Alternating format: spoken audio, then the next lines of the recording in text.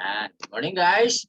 Okay, so for this meeting in System Administration and Maintenance na subject natin, we will be discussing and demonstrating how to install 2008 server in a VirtualBox machine. Okay, so first thing and foremost, I would like to tell you that the virtualization technology, yun yung very rampant for today. It's because of the so-called cloud computing. So yung cloud computing, ginagamitan nila ng virtualization technology. It is just one data center, tapos gumagamit sila ng mga virtual machines. Okay? So, and also another importance of using the virtualization technology is to test multiple systems, yung mga computerization program and project, and also most likely yung sa operating system natin. Hindi dapat idiretso kaagad sa ating ginagamit na device yung pag-install or pag-try ng mga operating system. Lalo na kapag meron tayong mga important files sa ating system. So, napakalaking bagay yung meron tayong virtualization. So we will be using the VirtualBox by the Oracle company, which is an open source and free to use. And with this VirtualBox, I know na kayo ay knowledgeable na dito. Yan. So can you see the screen wherein nandito na yung VirtualBox Manager? Nakikita nyo ba guys para makapag-dire-diretso tayo?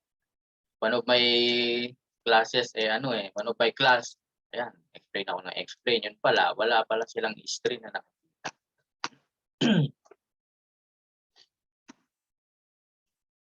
Okay, so nakikita natin itong sa VirtualBox Manager natin sa shared screen. So this one, yan, kaya medyo natagalan na ko, itinapos ko pa yan sa Windows 2008 server. Yan, na installation.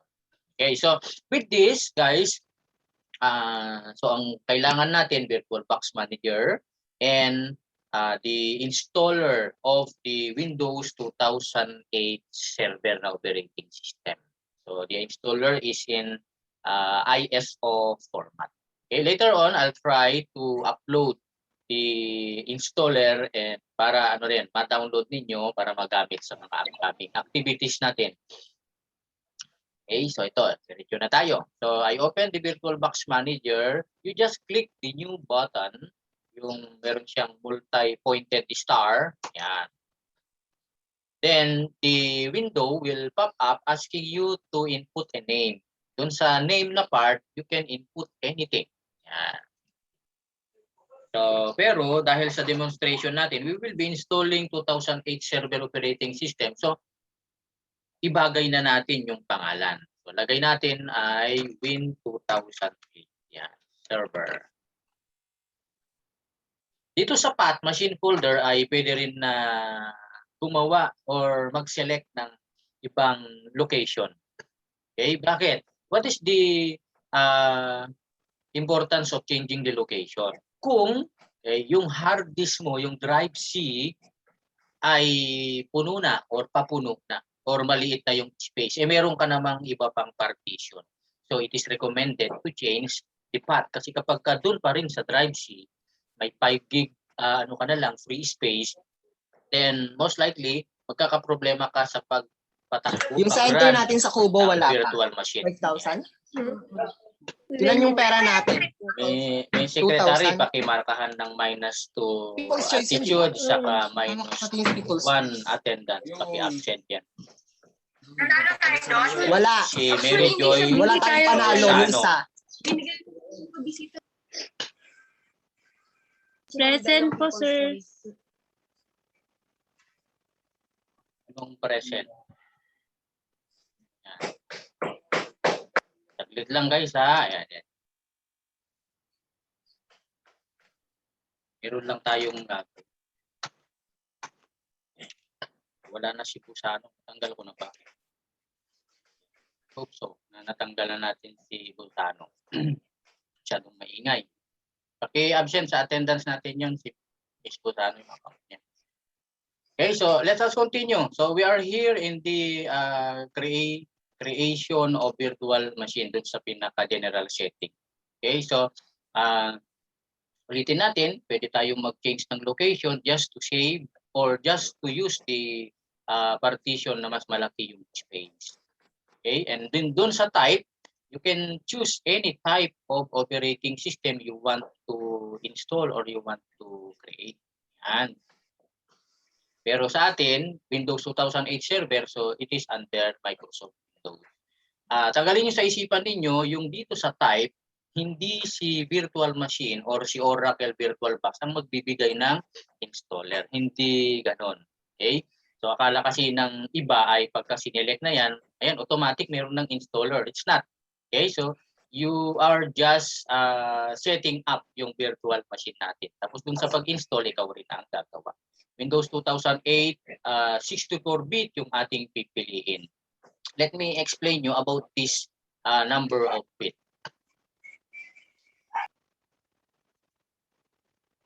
Yan, sa 64 and 32-bit, please take note na yung 32-bit are usually those machine na lower specs and 64-bit machine ay yung mga higher spec. Paano yung lower spec? Yun yung nasa 2 gig yung machine. 2 gig, 2 gig RAM. 2 gig RAM, 3 gig, meron pang 3 gig RAM sa mga desktop. Ayan, 1 gig RAM ay mga 32-bit machine. Usually yan. Pero kung ikaw ay 4 gig pataas, pwede rin naman gamitin pa rin yung 32-bit. Okay, so bakit nga ba kailangan pa yung 32-bit, 64-bit? Para sa encryption. Ayan, sa 64-bit, syempre, the higher the bits is mas magiging secure yung system mo. Okay? So sa 64-bit, usually yan ay mga 4 gig RAM pataas. Okay? And sa 32-bit, mga legacy installer, dito naman sa 64-bit ay yung tinatawag na UEFI installer. Hindi natin matatakil yan kasi I hope natakil na ninyo yung sa may UEFI, legacy, doon sa inyong operating system na subject. So, balik tayo dito. Yung 2008, Windows 2008 automatic, yan ay operating system na server. Para sa server. 2003, yan, Windows 2000 ay mga OS na server yan. Okay? They are made for the server because itong mga operating system na to are good for 24/7 transaction. Sabihin 24 hours na runtime. Not unlike yung ating normal operating system, yan yung Windows 7, Windows 8, mga ganyan is just a couple of hours. 3 hours, ganyan. Pero kung sanay ka mag 5 hours rin, gamit yung laptop mo dahil sa pag-online class, ganyan, eh pwedeng yan, masira yung ating battery, ano pa ba, yung dapat mayroong ventilation nakatutok sa electric fan, yung ating motherboard baka mag-overheat. Yan. Okay, so balik tayo dito sa ating topic. So we will select Windows 2008 64-bit. Sa inyo, ayan, pwede rin 32-bit. Kasi yung installer natin is both 32-bit and 64-bit. So we just click next. Yan. Next is doon sa memory size. The virtual machine na sineset up natin will automatically detect yung size ng memory mo. Okay, so the size of my RAM is 12 gig. Dito sa ating setting is nakalagay 11264. So 12 gig RAM yung gamit ko. Please take note that in this slider, there are 3 colors or 3 category na pwede nating i-adjust yung slider. Merong green zone, orange, at saka red. Red ba yun? Yan. So, dun sa green zone, dyan ka lang pwedeng mag-assign ng memory para sa yung virtual machine para sa Windows 2008 server. If you select other operating system and version, ito mag-iiba yung setting dito. So, ang nire-recommend ng ating virtual machine is 2 gig na RAM. Yan, 2048 MB. Yun nakalagay. Recommended, sabi niya. Okay, so yung virtual machine ang bahala na mag-set up. Yan. Tayo naman, i-adjust lang natin. So wag nating bababaan kasi yung recommended size, yun yung good performance ng virtual machine para dun sa OS na sineselect natin. So 2 gig RAM, okay na yan. So do not select the slider, do not put the slider dun sa may orange or red zone. It's because ano yan, maglalag na o kaya maghahang na yung virtual machine, hindi na makakatakbo pa. Okay, so as is na lang natin. Then next, yan. The recommended size para sa Windows 2008 server, at least, ayan, 32 gig na hard disk space. So since we are creating a virtual machine, we will be creating a virtual hard disk. Yan. So we just select create a virtual hard disk. Now, kunwari wala pa tayong ibang virtual hard disk. Pwede kasi guys, isang virtual hard disk tapos dalawang operating system lang ilalagay. Next is virtual disk image. Ayan. Virtual disk image ang pipili natin. This is the latest na virtual hard disk para sa virtual box na manager natin. So dati, wala yung VDI. VHD yung ginagamit ko. Okay, so any of this, pwede rin namang i-try. Next tayo, with this, dito sa may physical hard disk na i-create natin. Physical pero under virtual box. Diba? So dapat mali itong physical na itinigay nila na label. Physical hard disk yung nahahawakan. Ito, ano naman to? Logical. Ayan. Okay, so we have here dynamically allocated and fixed size. Ang pinakamabilis gawin ay dynamically allocated. So ang ating installer is 1.75 gig. So ang kakainin niya lang na hard disk ay 2 gig or more. Ayan. Kunti lang. Yan, i-adjust niya. 32 gig yung iseset natin. Diba?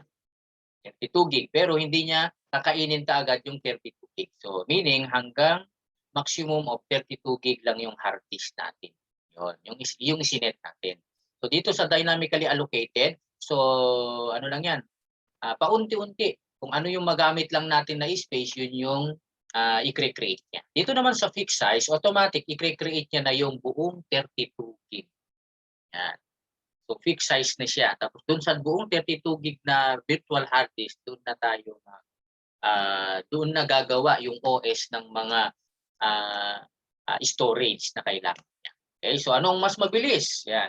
Kapag runtime na, ang mas mabilis si fixed size. Hindi na siya kasi mag-create ng virtual adjustment ng storage. Okay? Yan, nakalagay rin dito. Fixed size hard disk file may take longer to create on some system but it is faster to use. Yan. So doon tayo sa dynamically allocated. Kasi mas mabagal doon sa fixed size. Kapag kayo na ang gagawa, either of the two, pwede niyong gawin. So dito na tayo sa my creating of virtual hard disk. Yan, set up yung kanina. Again, doon sa path, yan, you can change the path if you are saving space or ayaw yung bumagal yung inyong drive. Para na lang doon sa partition ninyo ilalagay.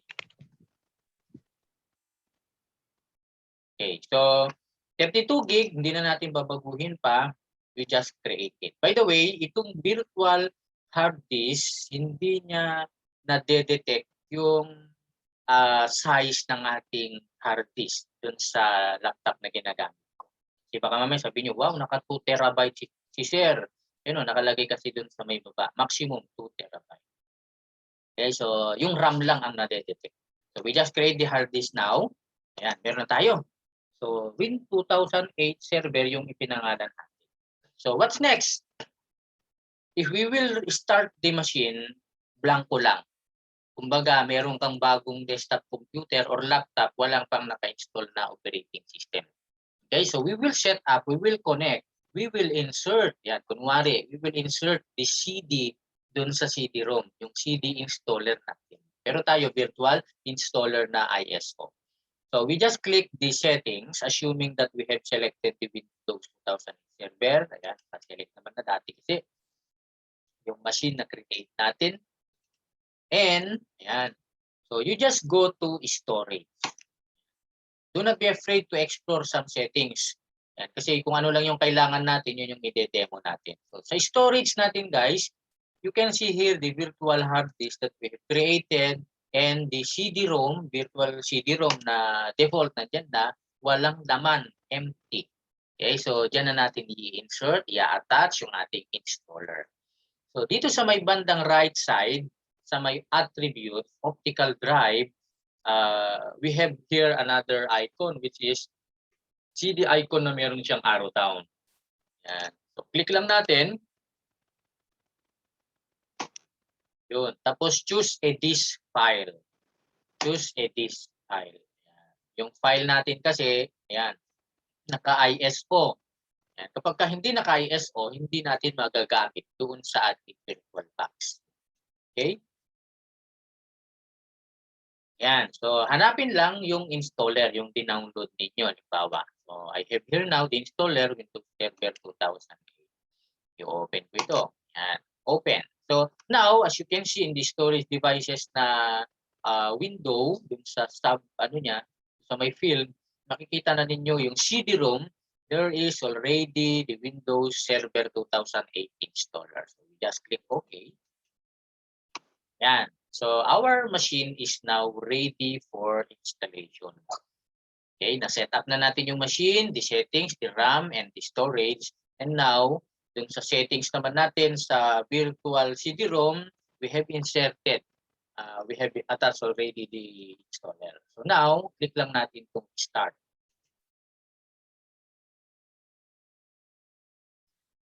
Meron akong ipipinpoint sa inyo yung dun sa may partitioning.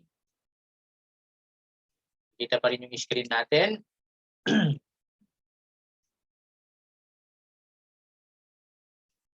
Yan. So the installer automatically runs the Windows 2008 server na operating system sa setup installation. Okay, so now we are in the install Windows setup. You just click next para lang kayong nag-i-install ng a normal application.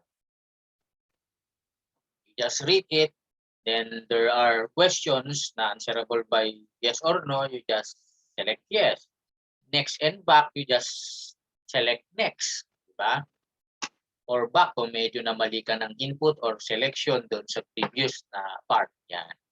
So yung ating installer is all-in-one kasi yan, mga different version of subversions of 2008 server. So full installation, enterprise, and data center. Yan. So dito tayo sa my full installation. Dun sa server core is command line, if I'm not mistaken. Command line yan. Hindi ko pa trinay at never ko pang natry. Always dun ako sa desktop, yung click and drag lang na mayroong mouse pointer. Mas kasi yun, mas user-friendly. Diba? So dito tayo sa standard. Kapag ka-enterprise and data center, di mas mabigat, mas maraming feature. So dun lang tayo sa basic. Okay?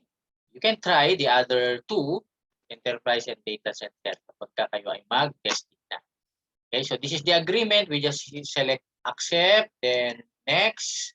And the upgrade option here is grayed out. It's because kapag mag-upgrade ka ng server OS, dun ka sa desktop mismo. Na-insert po yung flash drive, tapos open exe. Ano kaya itong installer natin na yes. It's not dito sa installation na BIOS, nasa BIOS tayo. Dito tayo sa may custom advanced. So ito na yung binabanggit ko guys na I'll be teaching you some important reminders dito sa my partitioning. Okay. What I am doing in my laptop, patalastas muna tayo is to always pinapartition ko pati yung mga sinaservisan ko na reformatting yung isang hard disk, sinahati natin yan sa dalawa. Ayan. So, bakit? Kasi dun sa isa, yung nauna mong partition na ginawa is for the drive C or Windows or dun sa operating system. Then, the other partition is for your personal files. So, hindi na ako nagse-save sa ng mga important files ko doon sa documents, sa download, sa pictures, etc. Doon na always sa may partition na storage. Doon ako nagsisave. Kasi yung virus is gawa sa Windows, yung virus saan ba tumitira? Nasa drive C yun. So kapag kumalat yun o kaya napasukan ka ng virus, malware, always drive C ang tinitira. Doon siya kumakalat. So yung nasa partition mo na mga file is hindi siya agad-agad na apektuhan. Very little percentage na mahawaan yung doon sa partition. So anong gagawin ko? Anong gagawin mo? You just insert the installer of the operating system, i-reformat mo lang yung drive C. No need to back up. Bakit? Naka-back up ka na, nandun ka sa may drive drive D, drive E dun sa separate partition.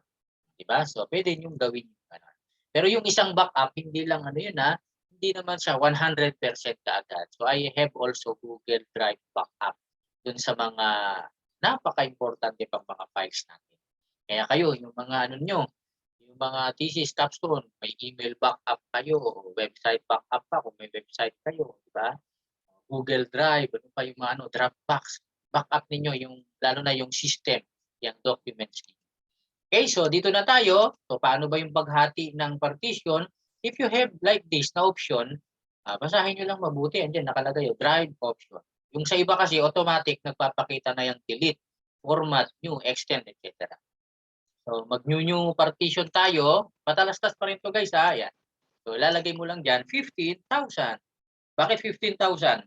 It's because 32 lang naman yung ano natin, yung ating hard disk. So kunwari hahatiin mo. Diba?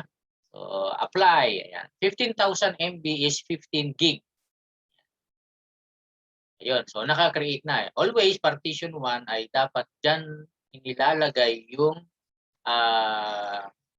OS natin. Tapos, another partition, yung susunod pa na gagawin mo, the remaining, the new, tapos apply. Yan naman yung para sa mga personal files. Okay? Yan. So, sa partition 1, you just click next. Medyo liliit na yung ating storage, so, di ba? So, i-delete na natin ito. Kunwari lang yan, patalastas lang. Delete natin. Tapos, let us proceed doon sa may, delete natin si partition 1. Doon. So, no need to create. Isang hard disk na lang, ganyan na rin. Hindi ka na magpa-partition. Just for the sake of this demonstration, yan. We just click next. Bahala na si installer na mag-create ng partition para sa kanya, para sa installation. The one thing na dapat nating malaman dito ay yung while the operating system is installing, copying the files, ay automatic gumagawa siya ng MBR. Hindi lang isang partition yun guys. Gumagawa pa siya ng mini partition para sa bootloader, Windows loader, yung MBR record. Nasa 3 yan na mga partition kasama nung main partition. O kaya usually, 2 lang yata. Kasi yung MBR kung saan nandun yung loader mismo. 10 minutes pa tayo. Kasama dyan yung pag-join natin kanina. So guys, ito, iwanan ko yan. Kaya meron tayong ginawa kanina. Kasi paghihintayin natin ito, wala. So, save.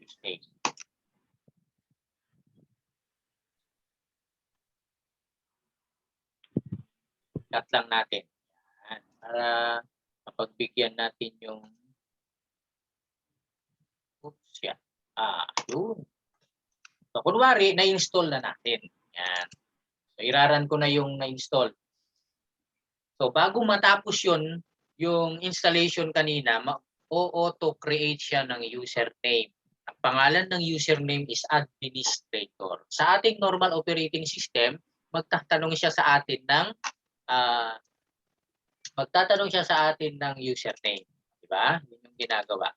Okay? So, dito naman sa virtual machine, automatic siya, virtual machine ng 2008 server or any server OS, automatic mag-create na siya ng username para sa atin.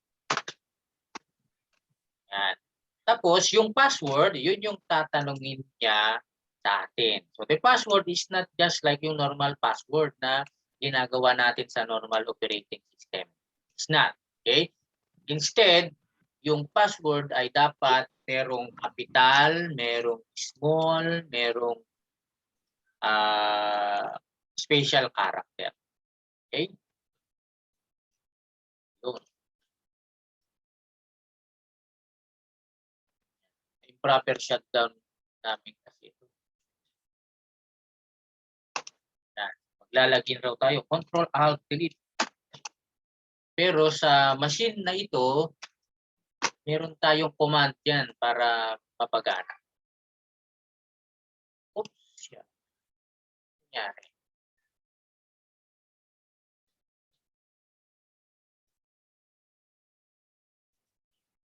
Wala yung screen sharing ko. Stop, sabi niya. Wait lang guys, i-ano natin ito. Ayan. Set up natin. Yung Control Alt Delete kasi sa mother machine pumapasok. Kaya nawala yung screen sharing. Control Alt Delete. Ang password ay naku, kalimutan ko na yata. Ala. Wala na yung password. Dapat ito, nakasave lang kasi ito guys eh. Ito na. Okay. Okay.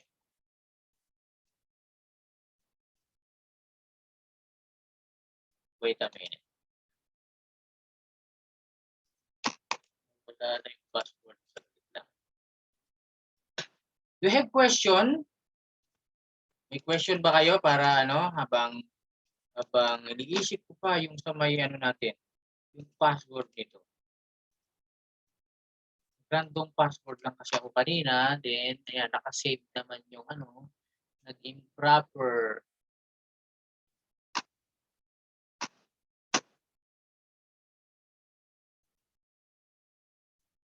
You have question? Tanong kayo guys. Yung inyong ano, magiging mga activity is always, ito na, itutuloy-tuloy lang itong Windows 2008 server.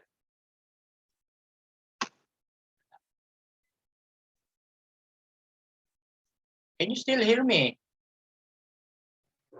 Hello? Yes, sir. Yes, sir. Oh, Yes, sir. so far, nakakasunod kayo? Although hindi kayo nagraran ng machine.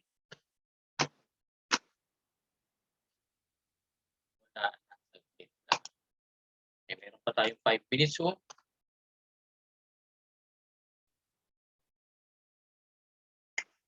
This is a problem.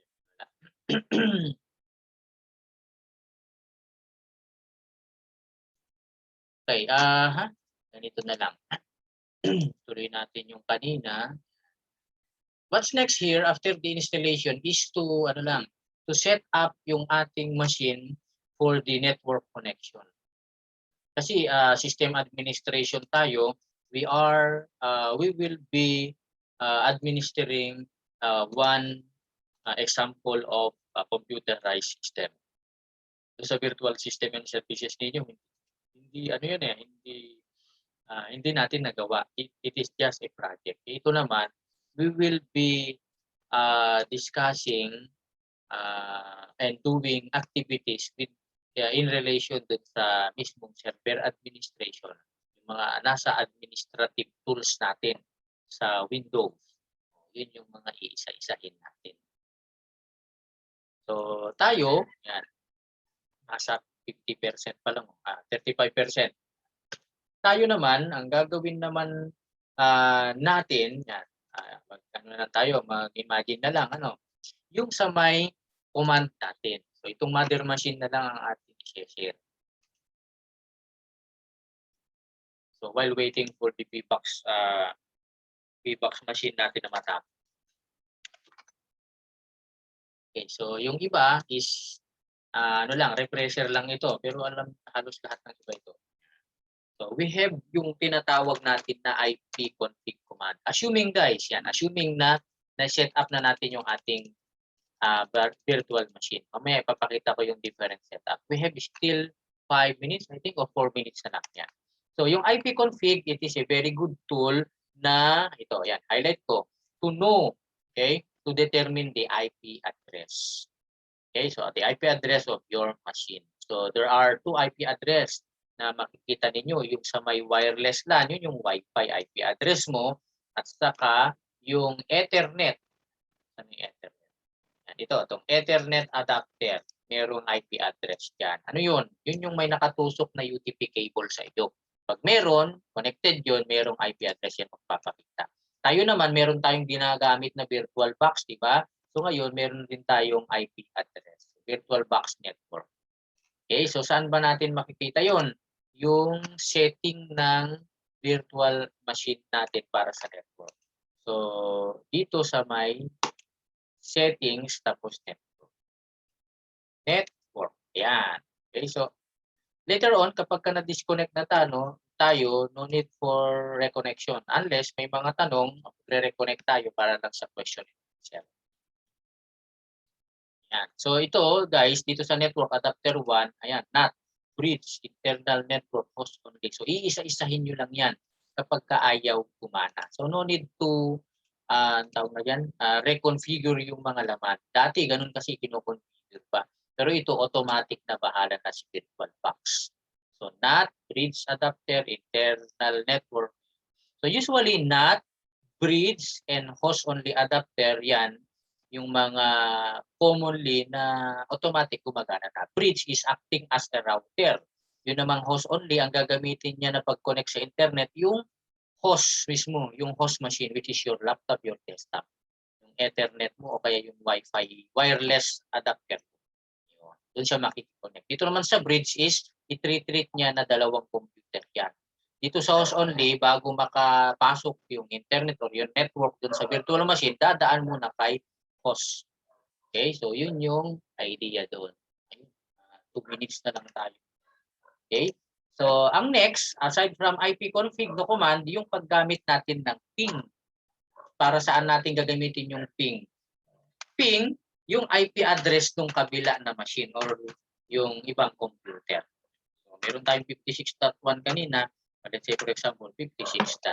So by next meeting, we will be demonstrating yung pag-input ng manual IP address and gateway, ayan, sa ating mga machines, and at the same time, sample installation of Linux machine. So I'll be having two virtual machine, Linux saka Windows, tapos meron akong parent machine na Windows, yun yung i-demo natin. Stand by for online activity, lab activity, preparation for this VM VM machine natin sa 2008 server. Thank you for attending guys, yung sa attendance natin, Secretary, President, and Vice, don't forget to send me today. If you have questions, magjo-join pa tayo? Questions, clarification? None? Wala na? Okay na tayo? Answer. Yun. Wala na, sir. Napag-aralan nyo naman na ito eh. So far, nakiki-adjust lang kayo. I hope nakakatulong ako na ma-less yung stress sa ninyo. Kasi daily activity natin, dapat weekly activity daw. Wala, ako nga, mababagtik na ako eh.